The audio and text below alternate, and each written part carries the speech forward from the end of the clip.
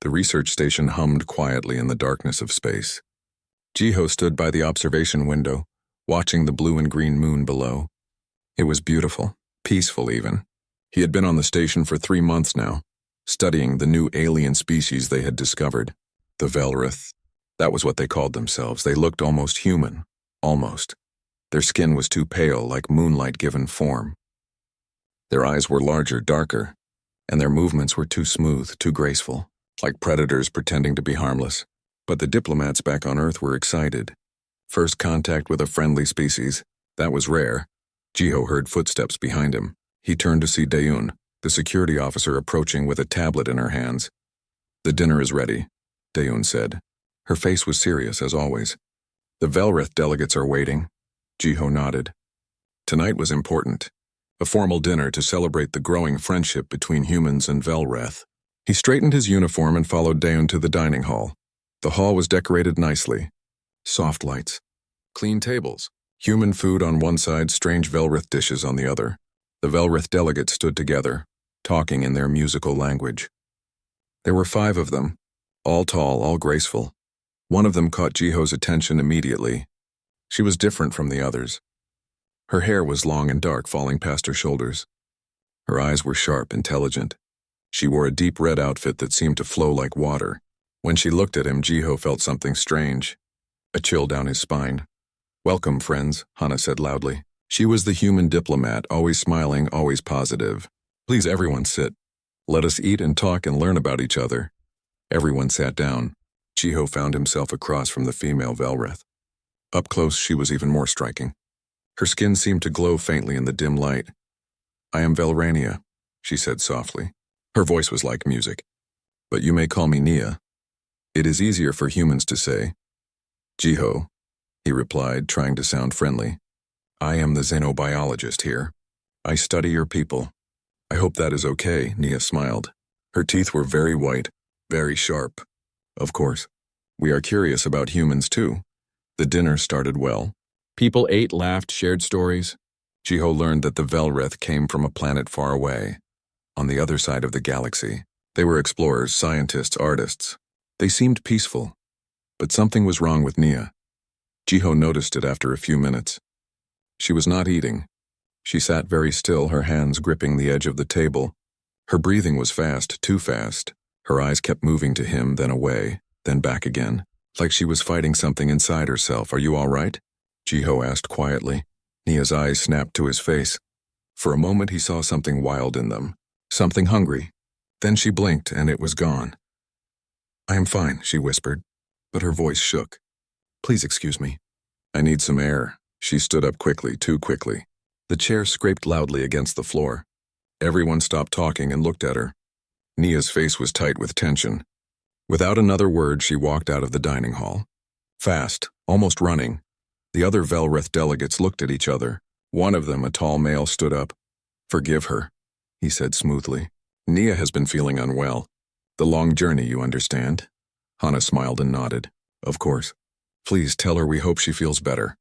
The dinner continued, but Jiho could not focus. Something was wrong. Very wrong. He had studied many species and he knew the signs of distress. Nia had not been sick. She had been struggling with something. Something powerful. After the dinner ended, Jiho went back to his quarters. The hallways were quiet. Most of the crew was asleep. He entered his room and sat down at his desk, pulling up his research files on the Velrith. He read through their biology, their culture, their history. Nothing seemed unusual. They were peaceful, advanced. They had shared so much information with humanity, but Jiho had a feeling they had left something out. Something important. A soft knock on his door made him jump. He stood up and pressed the door control. The door slid open. Nia stood there. She looked different now. Her eyes were darker, wider. Her chest was rising and falling rapidly. She leaned against the doorframe like she might fall over. "Nia?" Jiho said, surprised. "What are you doing here? Are you okay?" She did not answer right away. She just stared at him. Her hands were trembling. "I should not be here," she whispered. "I should be in my quarters, locked away. But I could not stop myself." Jiho felt his heart beat faster. Something was very wrong. "What do you mean?" "What is happening?" Nia stepped inside. The door closed behind her. She moved closer to him, and Jiho found himself backing away, not because he was afraid, but because every instinct in his body told him to be careful. "Your scent," Nia said softly. Her voice was rough now, desperate. "It has been driving me insane since I first saw you. I thought I could control it. I thought I was strong enough. But I was wrong." "My scent?" Jiho asked, confused. "I do not understand." Nia moved faster than he could see. One moment she was across the room. The next she was right in front of him. Her hand shot out and pressed against the wall beside his head, blocking his escape. She leaned close, so close he could feel her breath on his neck. "Your blood," she whispered. The word sent ice through his veins. "Your blood scent is driving me crazy, human." Jiho's mind raced. Blood, scent, the sharp teeth, the pale skin, the way she moved. It all made sense now. "You are vampires," he said quietly. Nia pulled back slightly, meeting his eyes. There was pain in her face, shame and hunger. So much hunger. "We did not tell you," she admitted. "We thought it would not matter. We thought we could control ourselves. We have controlled ourselves for centuries. We do not feed on sentient beings. It is against everything we believe. But humans," she closed her eyes, shaking her head. "Humans are different. Your blood calls to us in ways nothing ever has. It is like the perfect music. The perfect taste. Just being near you makes me want to—" She stopped herself. Her jaw clenched tight. Jiho should have been terrified. He should have called for security. But instead his scientific mind took over. "How long can you resist?" he asked. Nia opened her eyes. She looked surprised by the question. "I do not know," she said honestly. "Days maybe, but it will only get harder. And I am not the only one struggling. All of us feel it. Your entire crew. Every human on this station. You are all—" She did not finish. She did not need to. Jiho took a deep breath. This changed everything. First contact was not what anyone thought. Humanity had not found friends. They had found predators. Predators who were trying very hard not to hunt. "What happens if you cannot resist?" he asked. Nia's face twisted with emotion. "Then I become everything my people have tried not to be for 1,000 years. A monster." She pushed away from the wall and stepped back, putting distance between them. "I will leave," she said. "I will ask to be sent away. All of us will. It is the only way to keep you safe." But Jiho's mind was already working on a different problem. If the Velreth needed blood, and human blood affected them this strongly, there had to be a reason. Biology always had reasons. "Wait," he said. "Before you go, let me help. Let me study this. There might be a solution." Nia looked at him like he was insane. "A solution?" she repeated. "The solution is for me to stay far away from you." "Maybe," Jiho said. "Or maybe we can find out why this is happening. Knowledge is always better than fear." Nia stared at him for a long moment. Then slowly she nodded. "You humans are strange," she said softly. "Brave and strange." She turned and left his quarters, disappearing into the dark hallway. Jiho stood alone, his heart pounding. He looked at his reflection in the window. Out there in the darkness of space, humanity had just discovered something terrifying. But as a scientist, Jiho saw something else. An opportunity, a mystery to solve. He just hoped he could solve it before someone got hurt. Jiho did not sleep that night. He spent hours reading everything he could find about the Velreth. Their history, their biology, their culture. But there were gaps. Important gaps. Things they had not shared. When morning came, he was still at his desk. His eyes hurt from staring at screens. His coffee was cold. But he had a plan. He sent a message to Nia, simple and direct. "Meet me in Lab 3, we need to talk." An hour later, she arrived. She looked tired, like she had not slept either. Her eyes were darker than before, with shadows underneath. She moved carefully, like every step took effort. "You should not have asked me to come," Nia said quietly. "Being near you is difficult." "I know," Jiho replied. "But if we're going to solve this, I need to understand. Please, sit down and talk to me." Nia hesitated. Then she sat in the chair across from him. She kept her distance, her hands folded tightly in her lap. "What do you want to know?" she asked. "Everything," Jiho said. "Start from the beginning." "What are you, really?" Nia took a deep breath. "We are the Velreth. We come from a planet called Velrathis. Our people have existed for over 20,000 years. And yes, we need blood to survive." "Why?" Jiho asked, leaning forward. What is in blood that you need? Specific nutrients, Nia explained. Iron, proteins, enzymes. Things our bodies cannot produce on their own. Most species can eat food and extract what they need. We cannot. Our digestive systems are different. We need blood. Jiho nodded, taking notes on his tablet. But you said you do not feed on sentient beings. So what do you eat? Synthesized blood, Nia answered. We created it thousands of years ago. We mix chemicals and nutrients to make something similar to blood. It keeps us alive. We also have farms where we raise animals specifically for feeding. The animals are treated well and we only take what we need. It is not perfect, but it works. It works, Jiho repeated. But you are not satisfied. I can see it. You are weak. Nia looked down at her hands. You are observant, yes. The synthesized blood is not as good as real blood. It is like eating food with no taste. It fills your stomach, but it does not truly satisfy. Over the generations, we have become weaker, smaller, less than we used to be. And human blood? Jiho asked carefully. What makes it different? Nia's eyes closed. Her jaw clenched. When she spoke, her voice was barely a whisper.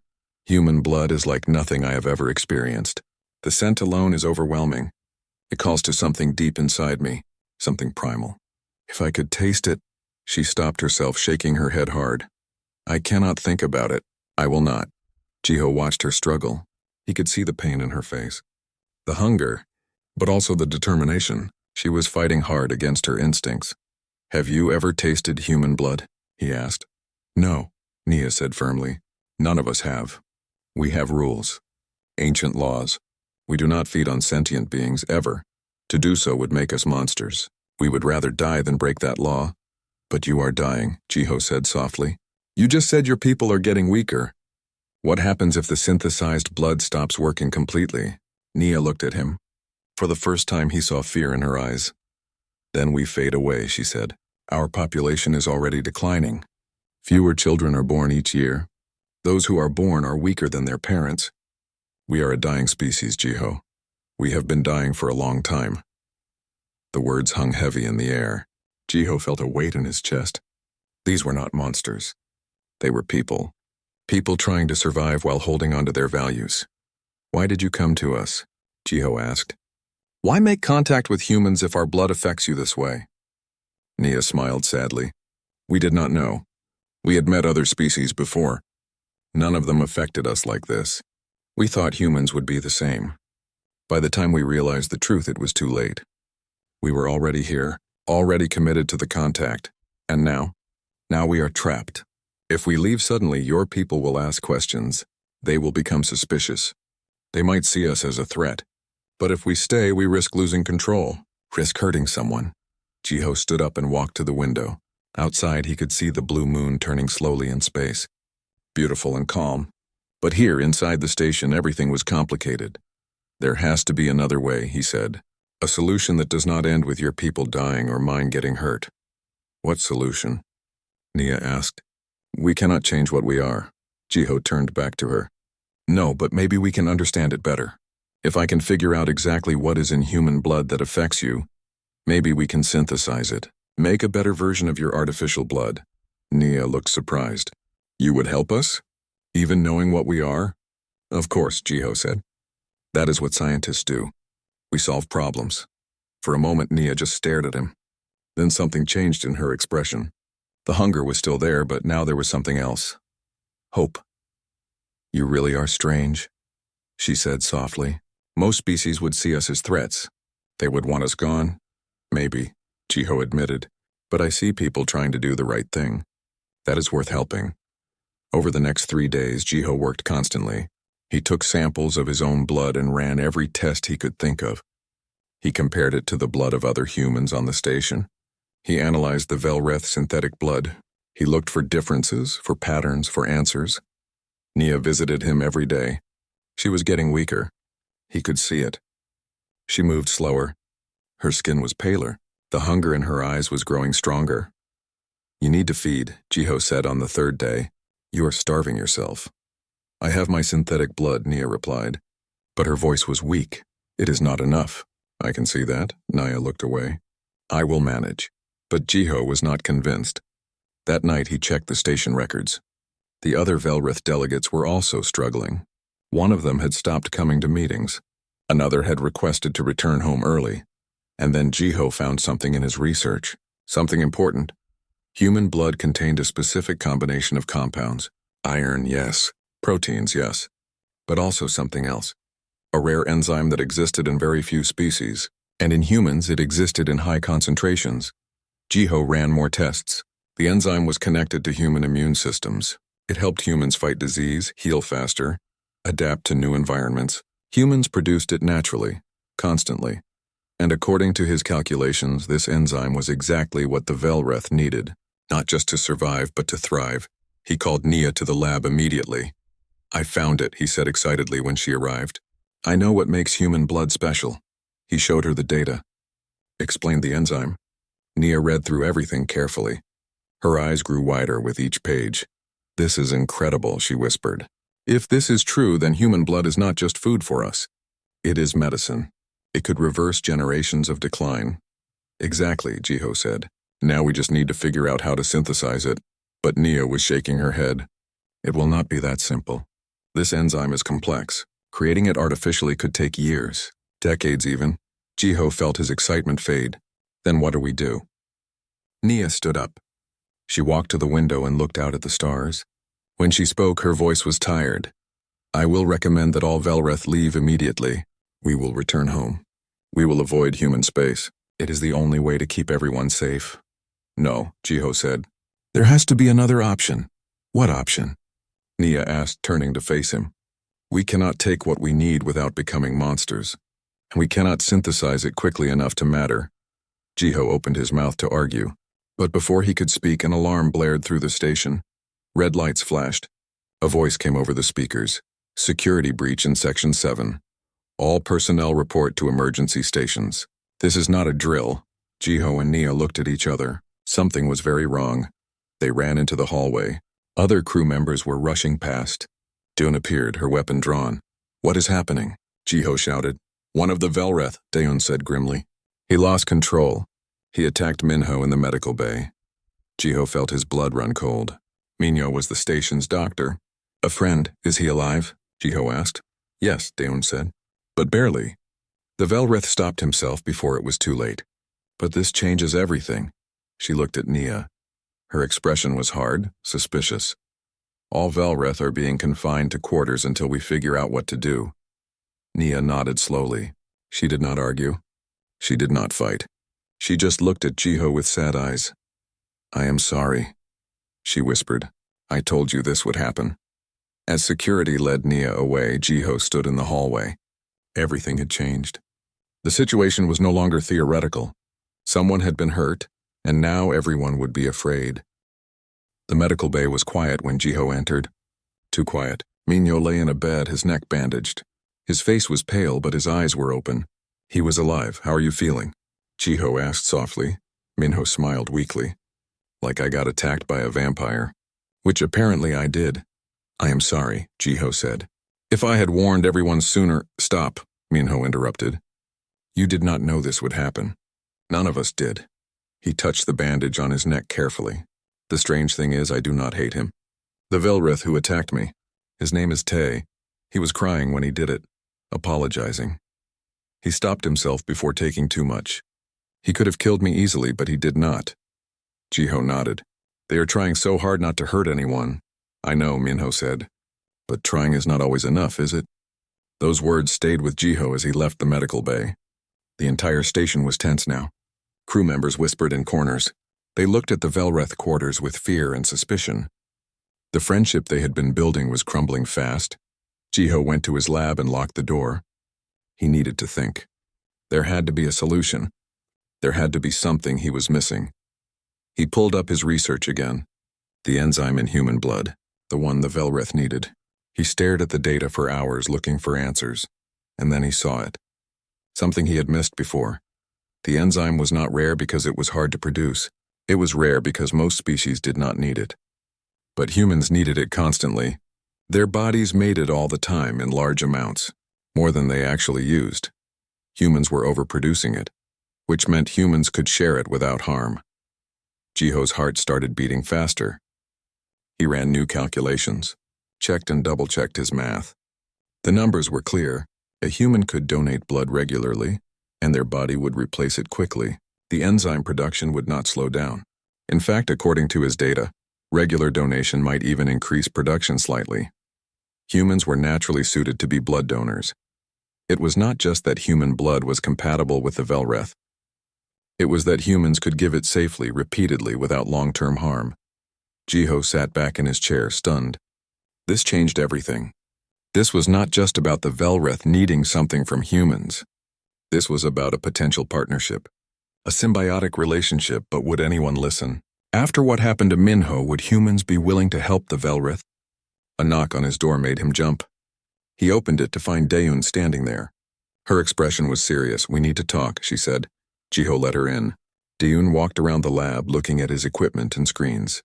She was quiet for a long moment. "You have been meeting with the Velreth female," Daeun said finally. "Naya, multiple times alone." "Yes," Jiho admitted. "I was researching their biology, trying to help them." Daeun asked. Her voice was sharp. "Jiho, they are dangerous.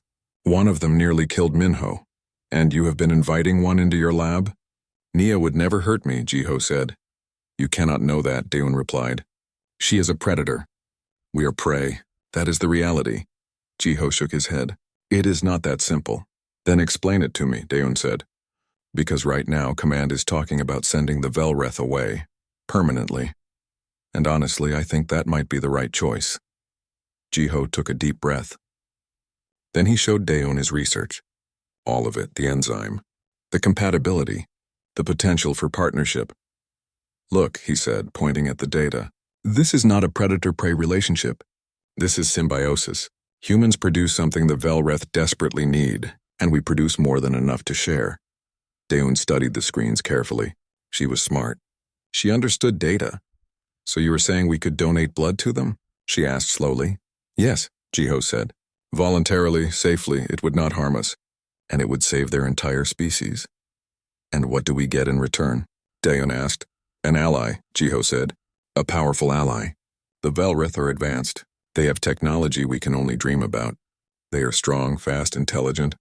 If we help them, they would help us." Daeun was quiet for a long moment. Then she sighed.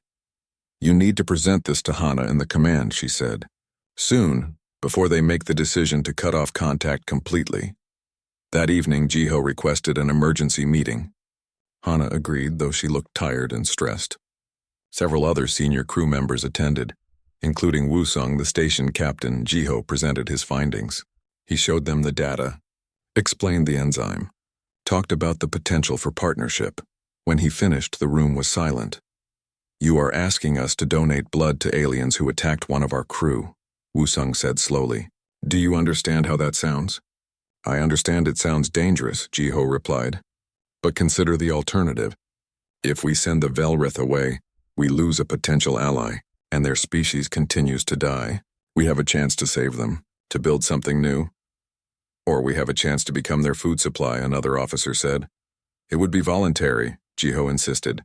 "Only people who choose to donate, with proper safety measures, medical monitoring. The Velreth would never take without permission." Hana leaned forward. "How can you be sure?" "One of them already lost control." "Because they stopped," Jiho said. "Tae could have killed Minho, but he stopped himself. Even in the grip of hunger, he held on to his values. That shows incredible strength." The room erupted in arguments. Some agreed with Jiho. Others thought he was insane. The debate went on for over an hour. Finally, Wusung held up his hand for silence. "This is too big a decision for us alone," he said. "We need to contact Earth Command, get their input, but in the meantime we will keep the Velreth confined and continue monitoring the situation." It was not the answer Jiho wanted, but it was better than an outright rejection. After the meeting, Jiho went to the Velreth quarters. Guards stood outside. They watched him carefully but let him pass. Nia was sitting alone in a small room. She looked up when he entered. Her eyes were dull with exhaustion. "You should not be here," she said. "I know," Jiho replied, "but I need to tell you something." "I found a solution," he explained his discovery. "The enzyme, the potential for donation." Nia listened without speaking. When he finished, she shook her head slowly. It will not work, she said. Why not? Because even if your people agree, my people will not accept it. We have laws, Jiho, sacred laws. Taking blood from sentient beings is forbidden. It does not matter if it is voluntary. But you are dying, Jiho said. Your entire species is dying. Then we die with honor, Nia replied quietly. That is our choice. Jiho felt frustration rising in his chest. That is not honor. That is stubbornness. You have a chance to survive, and you are throwing it away because of old rules. Those rules are what make us who we are, Nia said. Her voice was firm now. Without them, we are just monsters who happen to speak. You are not monsters, Jiho said. You are people who deserve to live. Nia looked at him for a long moment. Something soft entered her eyes. You really believe that, she said, even after what happened to your friend. You still see us as people. Of course I do, Jiho said. Nia stood up and walked closer to him. Too close. Close enough that Jiho could smell something sweet and strange coming from her skin. You are a fool, Jiho, she whispered. A kind, brave fool. Maybe, Jiho said. But I am a fool who wants to help. Before Nia could respond, an explosion rocked the station. The lights flickered. Alarms started blaring again. Jiho and Nia looked at each other in shock. What was that? Nia asked. They ran into the hallway. Other Velreth were emerging from their rooms. Guards were shouting into radios. Daeun appeared, running toward them. We are under attack, she said. Unknown ships. They just appeared out of nowhere and started firing. Who? Jiho asked. We do not know, Daeun said. But they are broadcasting a message. They are demanding we hand over the Velreth immediately. Nia's face went pale. No, it cannot be. What? Jiho asked. Who is attacking us? Nia looked at him with fear in her eyes. The Purists, she said. They found us. Another explosion shook the station. Somewhere in the distance, something crashed and shattered. We need to get to the command center, Wusung's voice came over the speakers. All personnel battle stations. This is not a drill. Jiho grabbed Nia's hand without thinking. Come on, he said. We need to move. They ran through the shaking corridors, alarms screaming around them. Whatever was happening, whatever the Purists were, one thing was clear. The situation had just become much worse. The command center was chaos.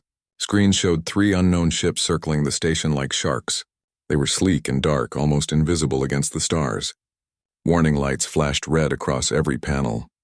Wusung stood at the center console, his face grim. Hana was beside him, speaking rapidly into a communication device. When Jiho and Nia entered, everyone turned to look. Explain, Wusung said sharply to Nia.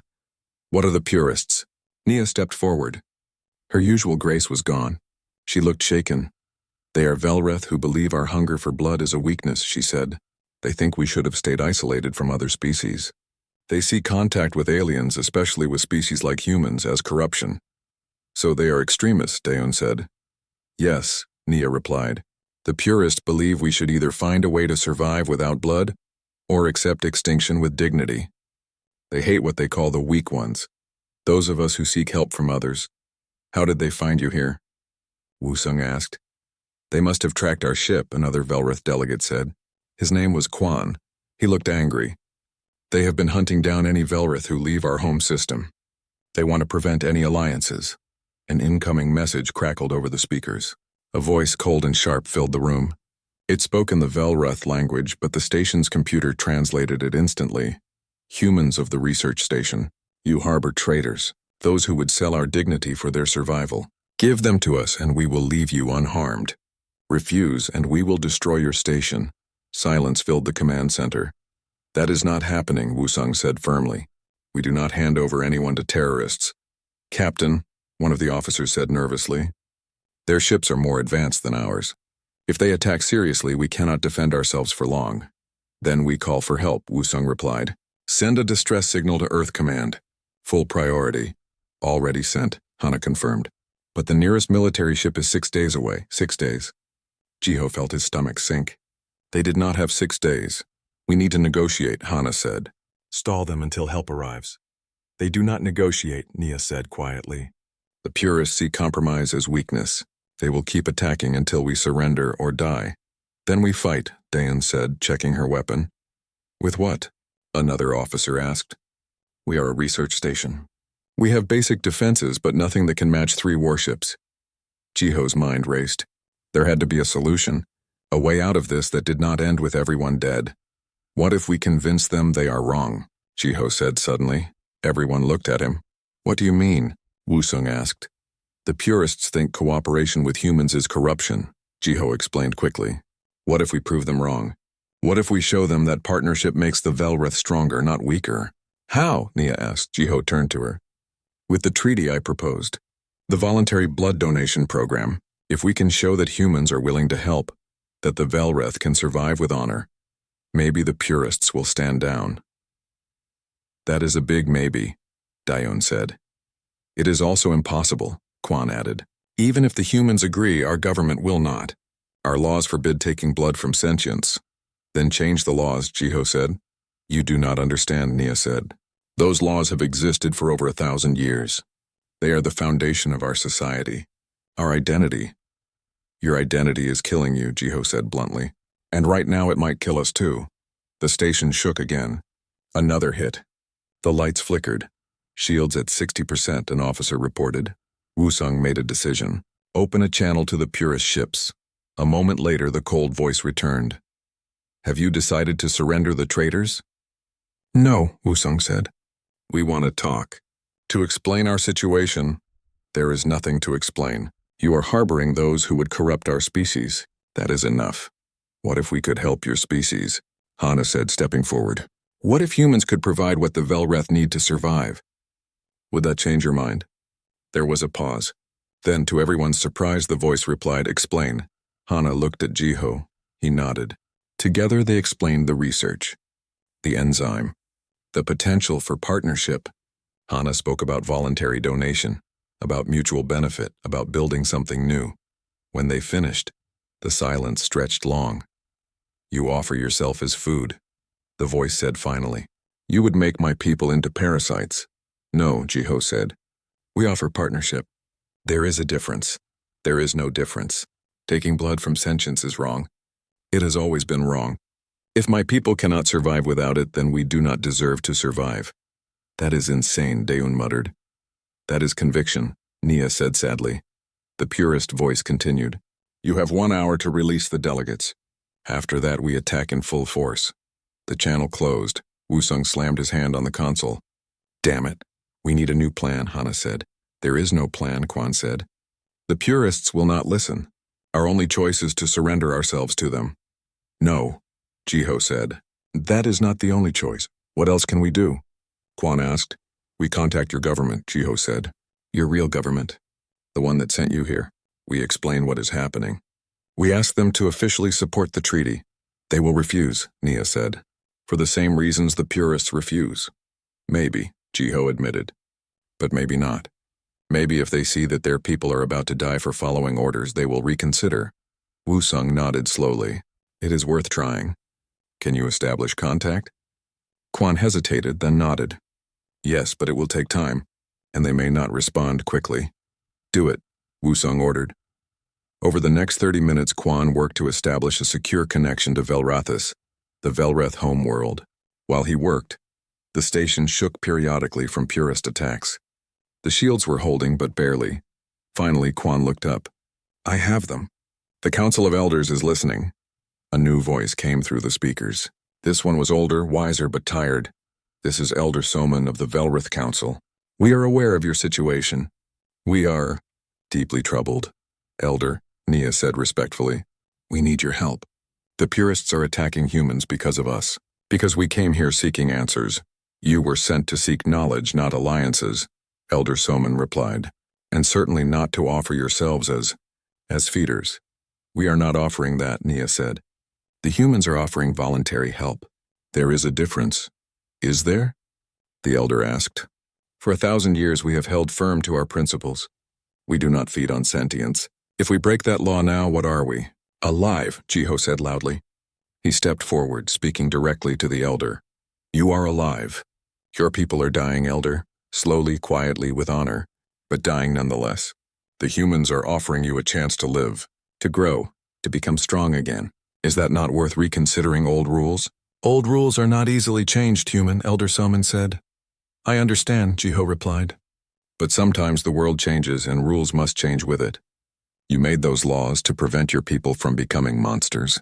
But accepting voluntary help is not monstrous. It is partnership. It is trust. Hana stepped forward. Elder, the human government is willing to discuss an official treaty.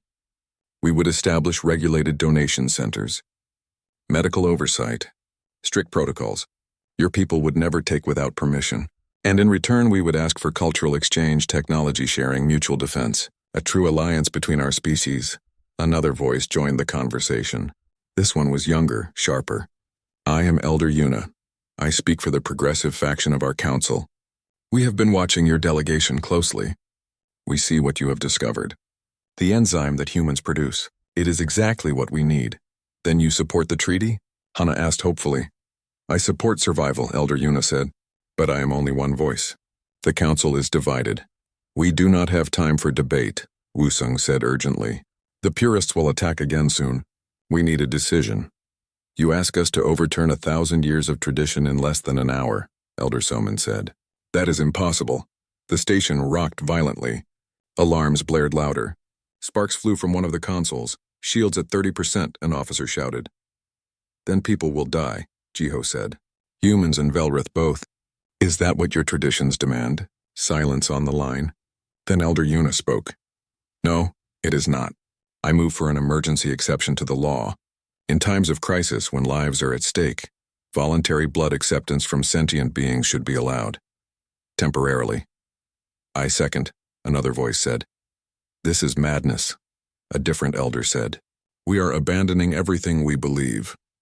We are adapting to survive, Elder Yuna countered.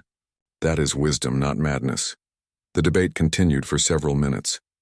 Jiho listened, his heart pounding. This was it. Everything balanced on this moment. Finally, Elder Soman spoke. We vote. Those in favor of the emergency exception? Several voices said aye. Those opposed? Several voices said nay. The vote is tied, Elder Soman said. As head elder, I cast the deciding vote. The longest silence yet. Then, I vote in favor. The exception is granted temporarily for 1 year. After that, we will reassess. Jiho felt relief flood through him. They had done it. Thank you, Elder, Nia said, her voice shaking. Do not thank me yet, Elder Soman said. You still need to survive the purists and convince the humans to follow through and prove that this partnership can work. You have much ahead of you. We will prove it, Nia promised. The connection closed. Wusung turned to Hana. Contact Earth Command. Tell them what happened. We need official approval on our end too. Already drafting the mez, the first full barrage hit the station like a hammer. The entire structure groaned and twisted. Lights exploded. Crew members were thrown to the floor. Jiho grabbed onto a console to keep from falling. Shields down to 15%, someone shouted over the chaos. Return fire, Wusung ordered. Everything we have, the station's defensive weapons activated. Small turrets fired at the purist ships, but it was like throwing stones at tanks. The purist vessels barely seemed to notice. We need to evacuate, Hana said. Get everyone to the escape pods. We will never make it, Daeun replied. They will shoot down the pods before we get clear. Another hit. The command center tilted. Sparks rained down from the ceiling. Jiho saw blood on someone's face. He did not know whose Nia grabbed his arm. Her eyes were wide with desperation. I have to do something, she said. What can you do? Jiho asked. I can fight them, Nia said. The purists are Velrith. So am I. If I can get to their ships, that is suicide, Jiho said. Maybe, Nia replied. But sitting here waiting to die is also suicide. Quan stepped forward. She is right. We are warriors by nature. We have just forgotten it because we have been weak for so long. Let us remember. The other Velrith delegates nodded. Even in their weakened state, there was fire in their eyes. We have spacesuits, Quan continued. We can survive in vacuum for a short time. If we launch ourselves at the purest ships, we might be able to board them. Cause damage from inside. That is insane, Wusung said. You will die out there. We are already dying, Nia said quietly. At least this way we die protecting others. Jiho felt panic rising in his chest. No, this was not right. There had to be another way. Wait, he said. Just wait, think about this. You are weak because you are starving. But what if you were not? Everyone looked at him. What are you saying? Daeun asked. Jiho turned to Nia. You said human blood would make you stronger.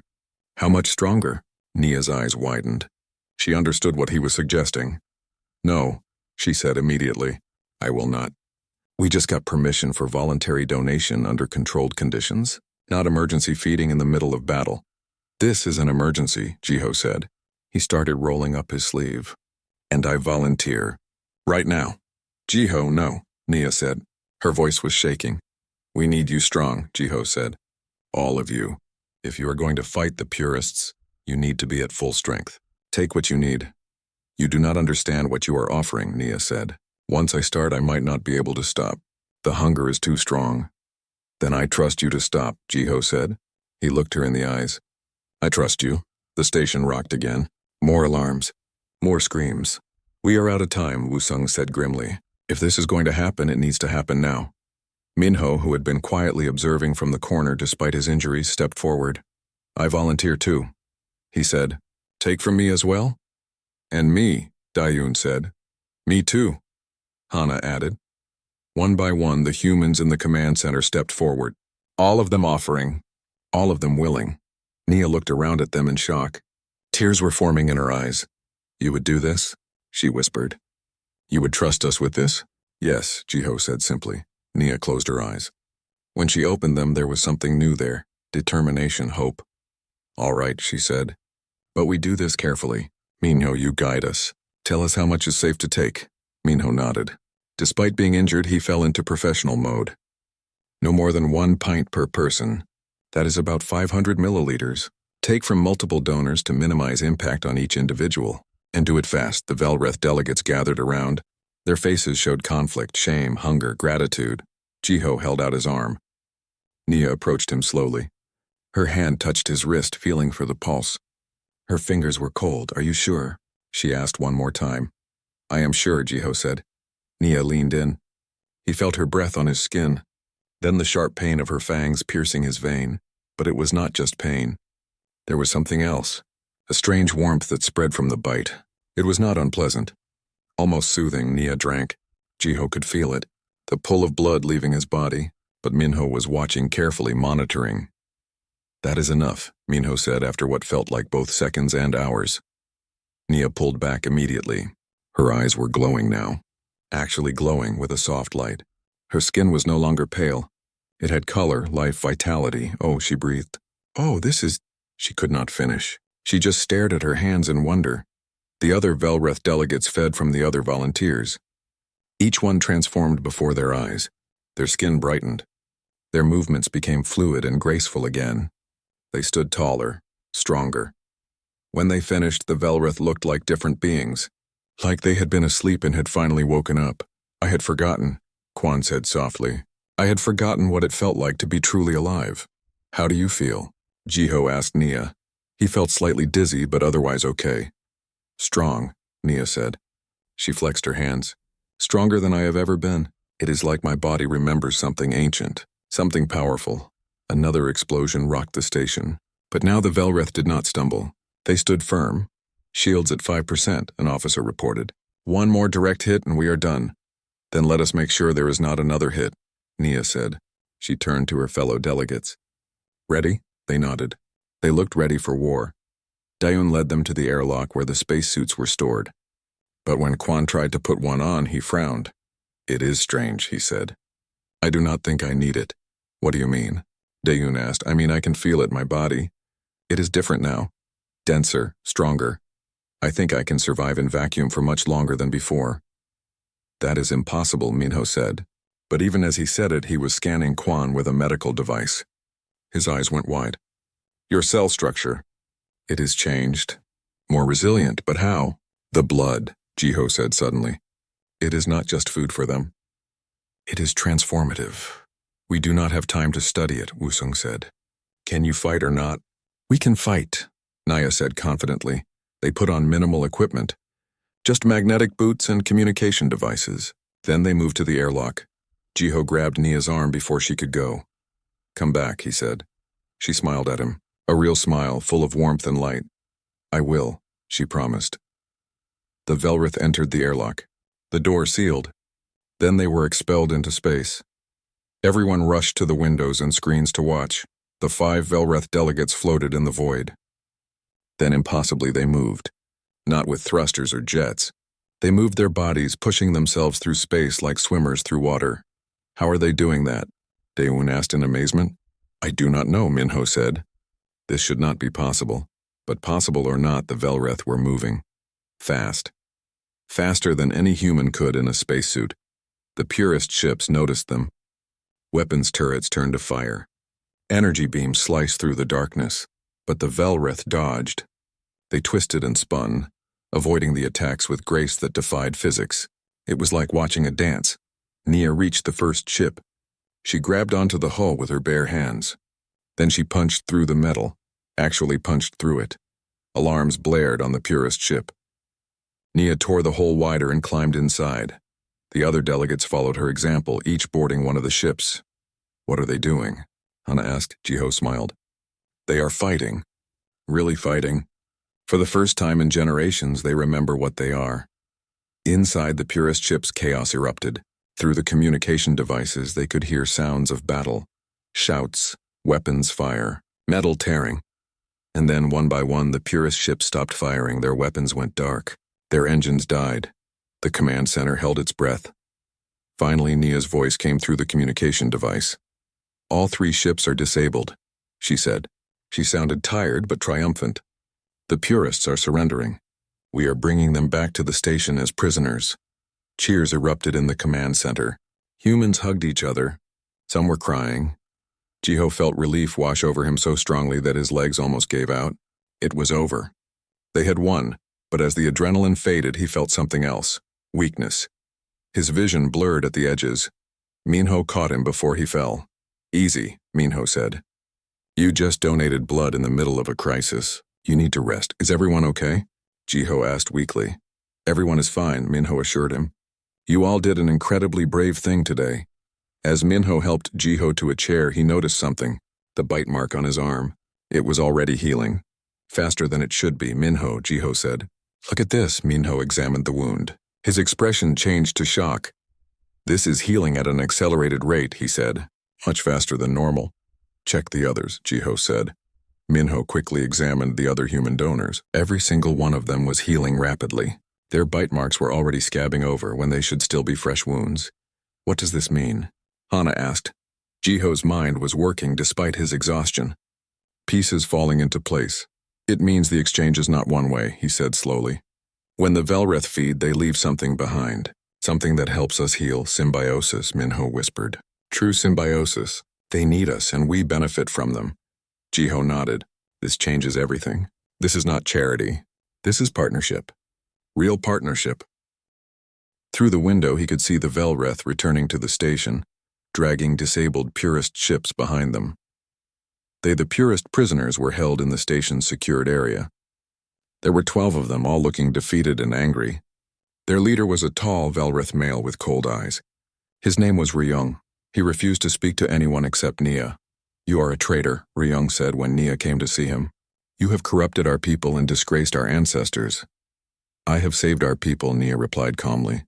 Something you were willing to let die for the sake of pride. Better to die pure than live corrupted, Ryung spat. That is easy to say when you are not the one starving, Nia said. Tell me, Ryung, have you ever been truly hungry? Or have you always had enough synthetic blood to keep you comfortable while you judged others? Ryung looked away. He had no answer. But the conflict was not over. Word of the battle spread quickly through space. The Velreth homeworld erupted in debate. Some celebrated the victory and the new alliance. Others were horrified and called for punishment of everyone involved. And then, 3 days after the battle, more ships arrived. These were not purist vessels. They were official Velreth military ships, 20 of them surrounding the station. Wusung received a formal communication. This is Commander Siak of the Velreth Defense Fleet, a stern voice said. We are here to investigate the incident and take custody of all involved parties. We are happy to cooperate, Wusung replied carefully. But the humans on this station are under Earth protection. We cannot simply hand them over. We are not interested in the humans, Commander Siak said. Only the Velreth delegates who violated our laws and brought shame to our people. Naya and the other delegates stood in the command center, listening. They looked resigned. You should let them take us, Nia said quietly to Wusung. We knew this might happen.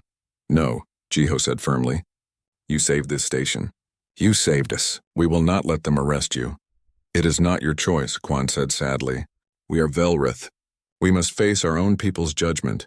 Then we go with you, Jiho said, as witnesses, to testify on your behalf. Wusung nodded. I agree. If you are going to put these people on trial, we want to be there. They acted to save human lives. That matters. Commander Xiok was silent for a moment. Then very well. A delegation of humans may accompany the accused to Velrathis, but only 3, and you will have no weapons. Agreed, Wusung said. He turned to look at his crew. I need volunteers. I will go, Jiho said immediately. And me, Hana added. This is a diplomatic matter. I should be there. I am coming too, Daeon said, for security. You just said no weapons, Wusung reminded her. I do not need weapons, Daeon replied with a small smile. 2 days later, Jiho found himself on a Velrith military ship, traveling faster than light toward a planet he had only seen in pictures. Velrathis, the homeworld of the Velrith. It took a week to arrive. During that time, Jiho, Hana, and Daeun were kept in comfortable quarters but were not allowed to communicate with the Velrith delegates. They were isolated, waiting. Jiho spent the time studying everything he could about Velrith law and culture. He needed to understand how to help Nia and the others. Finally, they arrived. Velrathis was beautiful. A world of silver trees and purple skies, cities that looked like crystals growing from the ground. It was ancient and elegant and utterly alien. The ship landed at what appeared to be a government complex. Jiho, Hana, and Daeun were escorted inside by guards. The building was massive with high ceilings and walls covered in strange writing. They were led to a large chamber. It reminded Jiho of a courtroom, but different. There was a raised platform where the Council of Elders sat. Below them, space for the accused and for witnesses. The chamber was packed with Velrith. Hundreds of them, all watching with intense curiosity. Jiho could feel their eyes on him. On all 3 humans. They were probably the first humans most of these Velrith had ever seen. Nia and the other delegates were brought in. They wore simple gray clothes now. Prison clothes. They looked tired but determined. Elder Soman stood at the center of the council platform. His voice rang out clearly. We are here to judge those who broke our most sacred law, those who fed upon sentient beings, who chose survival over honor, who made us into the very monsters we swore never to become. The crowd murmured. Angry sounds, however. Elder Soman continued. We are also here to understand, to hear all sides, to make a fair judgment. Elder Yuna stood next. Let the accused speak first. Felrania stepped forward. Nia stepped up to a speaking platform. She stood tall, unashamed. I do not deny what I did, she said clearly. I fed from a human. From Jiho, with his consent and his offer, I did it to save lives. Human lives and Velrith lives. I would do it again. Angry shouts erupted from the crowd. Guards had to call for silence. You admit to breaking our laws without remorse? An elder asked coldly. I admit to choosing life over death, Nia replied. If that is against our laws, then perhaps our laws are wrong. More shouting. The guards struggled to maintain order. Elder Soman raised his hand for quiet. Let the humans speak. Jiho stepped forward. Jiho walked to the platform. His heart was pounding. He had prepared what he wanted to say, but now, standing in front of hundreds of alien beings, the words felt small and inadequate. I am Jiho, he said, his voice echoing in the chamber. I am a scientist, a xenobiologist. I study life in all its forms. And I have learned something important about life. It adapts. It changes. It survives. He paused, looking around at the faces watching him. Your laws were made 1,000 years ago to prevent your people from becoming monsters. I understand that. I respect it. But times have changed. You have changed. You are no longer the same species that made those laws. Our values do not change, an elder shouted. Your values? No, Jiho agreed. But your circumstances have. You're dying, slowly. Your synthetic blood is not enough. Your people are weaker with each generation. How long before there are no Velrith left? Silence now. Uncomfortable silence. Humans can help, Jiho continued. Not because we want to make you dependent. Not because we want power over you. But because we can. Because helping is what we do. It is what makes us human. He turned to look directly at Elder Soman. When Nia fed from me, something happened. something neither of us expected. I healed faster, much faster than normal. Her bite left something in my blood. Something beneficial. This is not predation. This is symbiosis, true partnership. Hana stepped forward without being called. She was brave like that. The human government has reviewed the proposal, she said loudly. We are prepared to sign a formal treaty. Regulated blood donation in exchange for technological and cultural exchange. Both our species benefit. Both our species grow stronger. And what guarantee do we have that humans will not use this as leverage? Another elder asked. What stops you from withholding blood when you want something from us? The same thing that stops you from using your superior technology against us, Daeun said. She had also stepped up to the platform. Mutual respect. Mutual need trust, she looked at the crowd. I am a soldier. I am trained to see threats. And yes, when I first learned what the Velreth were, I saw a threat. But then I watched them struggle. I watched them fight their own nature to protect us. And I realized something. The real threat is not from people trying to do the right thing, even when it is hard. The real threat is from those who would rather let everyone die than admit they were wrong. She pointed at Ryung, the purist leader who was sitting in the prisoner section. That one and his followers attacked us, not because we had hurt them, but because we were offering help. They wanted you all to die rather than accept change. That is the real betrayal of your values. The crowd was murmuring again, but it was different now. Thoughtful sounds instead of angry ones. Elder Yuna stood. I would like to present evidence to the council. She gestured and a large screen appeared in the air. It showed data, medical scans. This is Velrania before she fed from the human, Elder Yuna said. Notice her cellular degradation, her weakened immune system, her reduced bone density. She was dying like all of us are dying. The image changed. This is Velrania after. Look at the difference. Full cellular restoration, enhanced strength, improved mental function. She is not just healthy. She is better than healthy. She is what we used to be, what we are meant to be. Another image appeared, and this is the human Jiho after donating blood. Notice the accelerated healing, the enhanced immune response, the improved cellular regeneration. Elder Yuna turned to face the council and the crowd. This is not exploitation. This is evolution. Both species benefit. Both species become more than they were. How can we call this wrong? Because our laws say it is wrong, an elder insisted stubbornly. Then our laws are outdated, Elder Yuna said firmly. I move to amend the law, to allow voluntary blood acceptance from willing sentient partners under regulated conditions. I second, another elder said. I oppose, the stubborn elder said. This is dangerous. Once we start, where does it end? What other laws will we decide are outdated? The debate went on for hours. Jiho, Hana, and Daeun sat and listened. Sometimes they were asked questions. Sometimes they just watched. Finally, as the sun outside began to set, turning the purple sky to deep violet, Elder Soman stood. We vote, he said, not just the council. All of 6 months passed like a strange dream. Jiho stood at the window of the new embassy building on Velrathis, watching the city below. It had changed so much in just half a year. The buildings seemed brighter. The streets were busier. Even the air felt different. Alive. Behind him, he heard footsteps. He knew them by sound now. Nia. They are arriving, she said. The first group of human volunteers. 200 of them. Jiho turned. Nia looked radiant these days.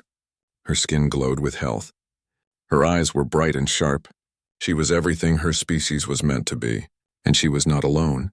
All across Velrathis the transformation was visible. 200, Jiho repeated. That is more than we expected. And 500 more applied, Nia said. We had to turn people away. There are too many volunteers, it was true. The treaty had been signed 3 months ago. Since then, humans had been arriving steadily. Some were scientists curious about the symbiotic relationship.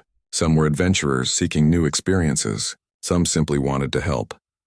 The donation centers were carefully regulated. Medical staff from both species worked together. Each donor was monitored closely. They gave blood twice a month, no more. And in return, they received the benefits. Accelerated healing, enhanced immune systems, and a generous payment from the Velreth government. But more than that, they received something intangible. a sense of purpose, of being part of something bigger. How are the birth rates? Jiho asked. Nia smiled. Up by 30%. The first increase in 2 centuries. And the children being born are stronger, healthier. It is like watching our species wake from a long sleep. And the humans? Jiho asked. Any problems? None serious, Nia replied. A few donors reported feeling tired after sessions, but that is normal. Minho and the medical team have protocols for everything. It is working, Jiho, it is really working. They walked together through the embassy. It was a hybrid building, combining human and Velreth architecture. Clean lines and crystal structures mixed with warm colors and human art. It was beautiful in a strange way. They passed by the cultural center, where humans and Velreth gathered to share food, music, and stories. Jiho could hear laughter inside. Both human and Velreth laughter mingling together. Have you heard from Daeun? Nia asked. Yes, Jiho said. She is leading a joint security training program now, teaching Velreth guards human tactical methods and learning Velreth combat techniques in return. And Hana, busy as always, Jiho said with a smile. She is negotiating technology exchanges with your council. Apparently, Earth is very interested in your faster-than-light travel systems. And you are interested in our medical technology, Nia said. It is fair trade. They reached Jiho's office. Inside, his desk was covered with papers and screens. Research data mostly. He had been appointed as the head of the Symbiosis Research Department. His job was to study the relationship between humans and Velreth, to understand it better, to make it safer and more effective. The work was fascinating. Every day brought new discoveries. Look at this, Jiho said, pulling up data on a screen. Remember how we thought the healing effect was a simple enzyme transfer? Yes, Nia said. It is more complex than that, Jiho explained excitedly.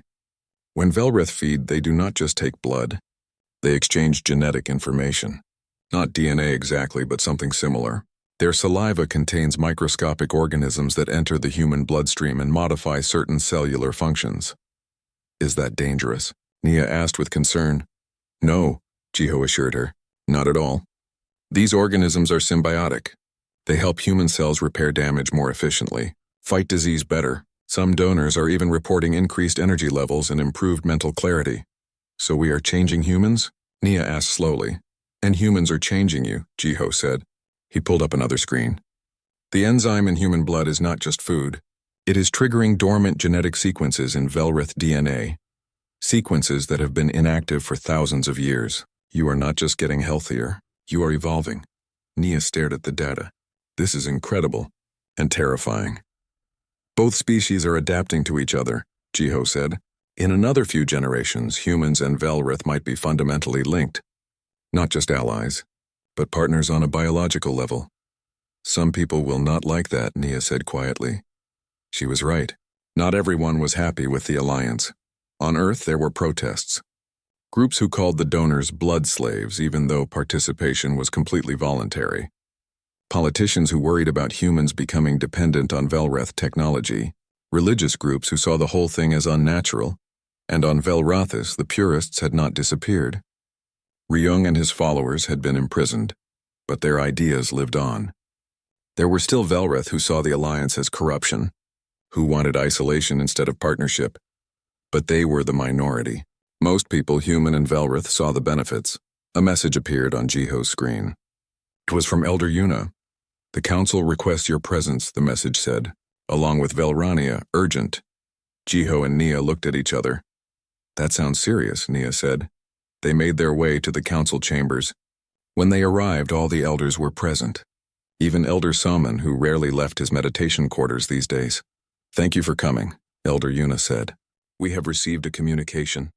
From another species. The Karathi. Jiho felt a chill. The Karathi were a powerful species. They controlled a large section of the galaxy, and they were known for being aggressive. What do they want? Nia asked. They want to discuss an alliance, Elder Yuna said, with both humans and Velreth together. Elder Soman stood slowly. His old face was creased with concern. The Karathi have been watching us, he said. They see what we have built. A partnership between two species, and they are afraid. Afraid? Jiho asked. Why? Because together, humans and Velreth are more powerful than either species alone, Elder Soman explained. The Karathi see a potential threat. Or a potential ally. They want to determine which. This is a test, Hana said. She had entered the chamber behind Jiho and Nia. If we handle this wrong, we could end up at war. But if we handle it right, Daeun added, also entering, we could expand the alliance. Bring in other species. The council debated for over an hour. Finally, they reached a decision. Jiho, Nia, Hana, Daeun, Elder Yuna said, you will represent both our peoples in negotiations with the Karathi. You have proven yourselves before. We trust you to do so again. Jiho felt the weight of responsibility settle on his shoulders. But when he looked at Nia, at Hana, at Daeun, he felt something else too. Confidence. They had done the impossible once. They could do it again. 2 weeks later, they were on a ship traveling to the Karathi homeworld. It was a massive vessel, combining human and Velreth technology, a symbol of what their alliance had already achieved. On the journey, Jiho spent his time preparing, studying Karathi culture, learning their language, understanding their fears and desires. Nia found him late one night in his quarters, surrounded by data screens. You should rest, she said gently. I cannot, Jiho replied. There is too much to learn, too much at stake. Nia sat beside him. She took his hand in hers. Do you remember when we first met? She asked. I cornered you in your quarters. I told you your blood scent was driving me crazy. Jiho smiled. I remember. I thought I was about to die. I thought I was about to become a monster, Nia said. But you saw something different. You saw a solution. You saw hope where I saw only despair. She squeezed his hand. That is your gift, Jiho. Not your scientific knowledge, not your intelligence, your ability to see possibilities that others miss. Trust that gift now. Jiho looked at her. At this being who had been a stranger 6 months ago and who was now, what, a friend? A partner? Something more? Your blood scent still drives me crazy, you know, Nia said softly. But now I understand what it means. It is not just hunger. It is not even just recognition. It is knowing that we were meant to find each other. That somehow, across the vastness of space, two species evolved to fit together perfectly. Like two puzzle pieces, Jiho said. Exactly, Nia replied. She leaned closer. And maybe that is what we tell the Karathi. That the universe is full of pieces that fit together in unexpected ways. That cooperation is not weakness, it is strength. When they arrived at the Karathi homeworld, Jiho felt nervous. But he remembered Nia's words. He remembered everything they had overcome. The Karathi were reptilian beings, tall and imposing. Their leader, Commander June, watched the delegation with calculating eyes. You are the humans in Velreth we have heard about, June said. His voice was deep and harsh. The parasites in their food supply. No, Jiho said firmly. We are partners. There is a difference, he explained everything. The symbiosis, the mutual benefits, the way both species had grown stronger together. June listened carefully. When Jiho finished, the Karathi commander was silent for a long moment. This is unusual, June said finally. Most species compete. You cooperate. Cooperation is how humans survive, Hana said. It is in our nature. And it is what the Velreth forgot, but are remembering, Nia added. June stood and walked around them, studying them from all angles. The Karathi have a problem, he said finally. Our people suffer from a genetic disorder. It weakens us over time. We have sought a cure for generations but found nothing. He stopped in front of Jiho. Perhaps you could help us.